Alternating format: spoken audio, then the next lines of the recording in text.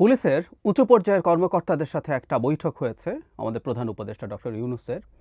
সেখানে বেশ কিছু ইস্যু একটু ইন্টারেস্টিং মনে হয়েছে আমার কাছে। তবে সবচেয়ে গুরুত্বপূর্ণ যে ব্যাপারটা নিয়ে কথা বলতে চাই সেটা হচ্ছে নির্বাচনের সময়সীমা। আমরা সাম্প্রতিক সময়ে নির্বাচনের সময়সীমা নিয়ে তীব্র বিতর্কে জড়িয়ে পড়েছি। সেটা মাঝে মাঝে খুবই এক্সট্রিম পর্যায়ে গেছে, এই পরিস্থিতিও তৈরি হয়েছে। নির্বাচন কবে হবে, সংস্কারের সাথে নির্বাচন, হাসিনার বিচারের সাথে নির্বাচন, এরকম নানান রকম ইস্যু মিলে এটা একটা ম্যাসিভ ডিবেটের জায়গা হয়েছে। এবং কখনো কখনো আমাদের প্রধান উপদেষ্টার বক্তব্য রিসেন্ট টাইমসে একটু কনফিউজিং ছিল বলে মনে হচ্ছে। কিন্তু নির্বাচনের সময়সীমা নিয়ে তিনি বেশ স্পষ্ট আরেকটা বার্তা দিলেন, যেটা আসলে তার আগের জায়গার চাইতে আরও সুনির্দিষ্ট আমার কাছে সেরকম মনে হয়েছে।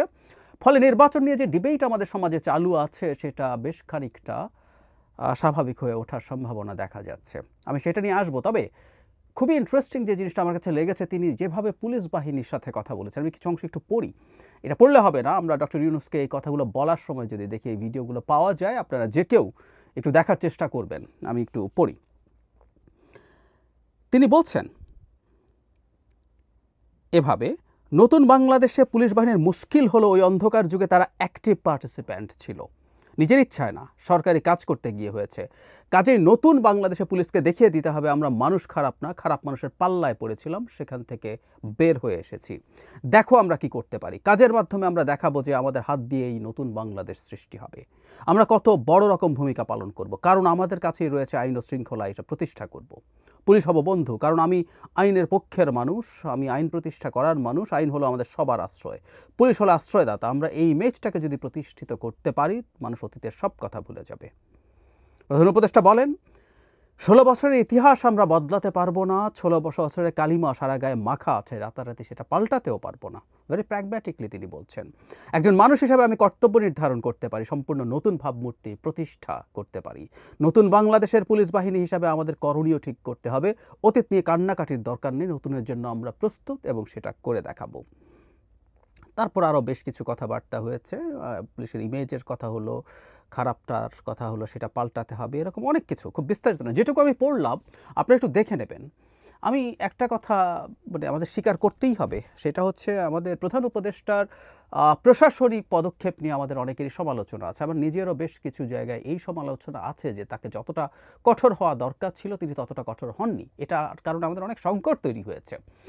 কিন্তু ওনার কথা, ওনার বক্তৃতা যদি আমরা শুনি, মানে মানে he is an unbelievable motivator. তিনি মানুষকে এত চমৎকার মোটিভেশন দিতে পারেন। তার বক্তব্য এটা শুধু যে তিনি শুধু বলছেন তা না, মানে তার বলার ভঙ্গি, তার যা যা বাক্য শব্দটা তো শুনলেন, আমি পড়লাম, কিন্তু উনি কীভাবে বললেন, কী ঢঙে বললেন, তার বডি ল্যাঙ্গুয়েজ কী, তার ফেশিয়াল এক্সপ্রেশনস কী, সেগুলো যদি দেখি, সো আমার কাছে মনে হয় পুলিশের সাথে তার এই যোগাযোগগুলো আরও শুরু থেকে আরও নিয়মিতভাবে হওয়া দরকার ছিল, আরও অনেক বেশি হওয়া দরকার ছিল। ইভেন যখন শুরুর সময়গুলোতে যখন পুলিশ একেবারেই অ্যাক্টিভ হচ্ছিল না, তখনও তার উচিত ছিল বলে আমি মনে করি এ ধরনের মোটিভেটিং কমিউনিকেশন চালিয়ে যাওয়া। শুধু এই ধরনের উঁচু পর্যায়ের পুলিশ অফিসার না, আমার মনে হয় এটা ভালো হবে যে তিনি মধ্য এবং নিম্ন পর্যায়ের পুলিশ অফিসার বা পুলিশের একেবারেই কনস্টেবল পর্যায়ের মানুষদের সাথেও বড় গ্যাদারিং করে হলেও এই ধরনের যোগাযোগ একটু চালিয়ে যাওয়া করা। আমাদের পুলিশ বাহিনীকে অ্যাক্টিভ করে তুলতে হবে। 16 বছর কি হয়েছে সেগুলো ভুলে আমাদের সামনে এগিয়ে যেতে হবে, এটা নিয়ে কোনো সন্দেহ নেই। এবং আমাদের প্রধান উপদেষ্টা এখানে সবচেয়ে ভালো রোল প্লে করতে পারেন। এবার আসছে আসলে নির্বাচন নিয়ে তিনি যে কথাটা বলেছেন, আমি পড়ি। অন্তর্বর্তীকালীন সরকারের হাতে খুব বেশি সময় নেই, আমরা ইতিমধ্যে 7 মাস পার করে এসেছি।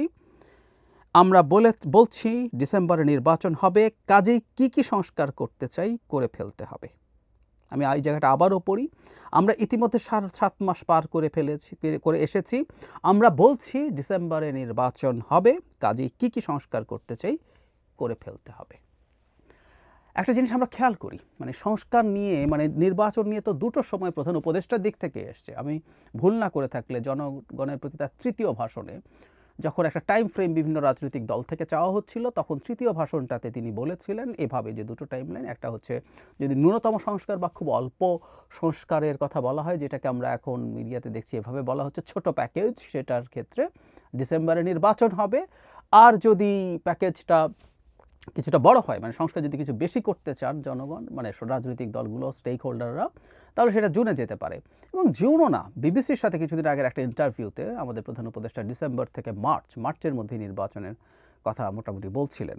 কিন্তু ঘটনা যেটা দাঁড়ালো যে যখন ডিসেম্বর থেকে মার্চ বলছে, ওর ভেতরে তিনি আবার এক্সপ্লেইন করেছেন, কিন্তু ওই যে ডিসেম্বর থেকে মার্চ বলাতে আমাদের অনেকেই তো হেডলাইন পড়ি, আমাদের দেশের পত্রপত্রিকাগুলো হেডলাইন এভাবেই করেছে, ফলে অনেকের মনে হলো ডিসেম্বরে নির্বাচন বা এই বছর নির্বাচন আসলে আর হচ্ছে না, এটা ডিসেম্বর থেকে মার্চের মাঝামাঝি কোনো একটা সময়ে হচ্ছে।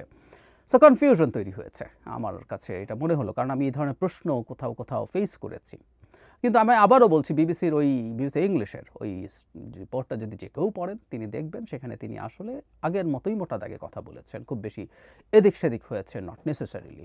কিন্তু আসলে একটা কনফিউশন তৈরি হচ্ছে, কারণ হলো যে নতুন রাজনৈতিক দল তৈরি হয়েছে এনসিপি, এর আগেও এনসিপি তৈরি হওয়ার আগেও তারা যেখানে যেখানে ছিলেন, বৈষম্য বিরোধী ছাত্র আন্দোলন বা জাতীয় নাগরিক কমিটি, তারা আসলে নির্বাচনের সময় নিয়ে নানা রকম কথা বলছিলেন।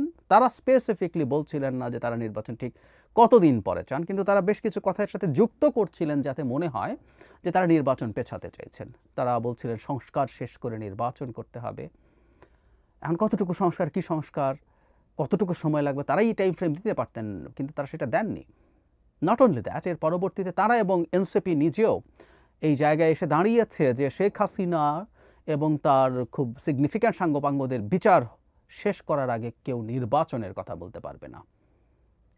এই ধরনের বক্তব্য খুবই গুরুত্বপূর্ণ পদে থাকা এই দলের নেতাদের মুখ থেকে এসছে। ফলে এই কনফিউশনটা তৈরি হয়েছে, তাহলে নির্বাচন কি ইভেন জুনের যে সময়সীমা আছে সেটাতেও হতে যাচ্ছে?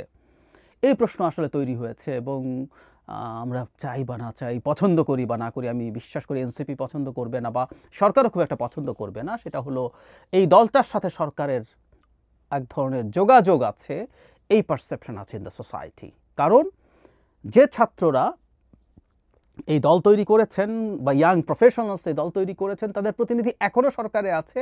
এমনকি যিনি এনসিপির আহ্বায়ক হয়েছেন তিনি দীর্ঘদিন, মানে এই 7 মাস প্রায়, তিনি আসলে এই দলটাতে মানে সরকারের একজন উপদেষ্টা ছিলেন। এবং বলা হচ্ছে যে দুজন ছাত্র উপদেষ্টা বা ওই সময়কার মুভমেন্টের সামনে থাকা যে দুজন, জনাব আসিফ মাহমুদ এবং জনাব মাহফুজ আলম, তারাও এই দলে যোগ দিতে পারেন এবং সেই ক্ষেত্রে তারা রিজাইন দিয়ে আসবেন। ফলে এই সরকারের সাথে দলটার এক ধরনের যোগসাজশ দেখা অযৌক্তিক নেই। ইভেন এই বিষয়টাকে আরও বেশ শক্ত গ্রাউন্ডে দাঁড় করিয়েছেন আমি বলবো আমাদের প্রধান উপদেষ্টা। তিনি ফিনান্সিয়াল টাইমসকে একটা ইন্টারভিউতে ছাত্রদের দলের প্রতি তার স্পষ্ট বায়াস দেখিয়েছেন। উনি একটা বাক্য এমন ব্যবহার করেছেন, আমি স্মৃতি থেকে বলি, যে ছাত্রদেরকে তিনি বলছেন তোমরা যা অর্জন করেছো সেটা তোমাদেরকেই রক্ষা করতে হবে এবং সেটার জন্য রাজনৈতিক দল করতে হবে। মানে ছাত্ররাই অর্জন করেছে, এটা ওনার সেই পুরনো একটা ভুল কথা আবারও ফিরে এসছে, যে এটা ছাত্রদেরই আন্দোলন, তারাই সব কিছু করেছে, তারাই এবং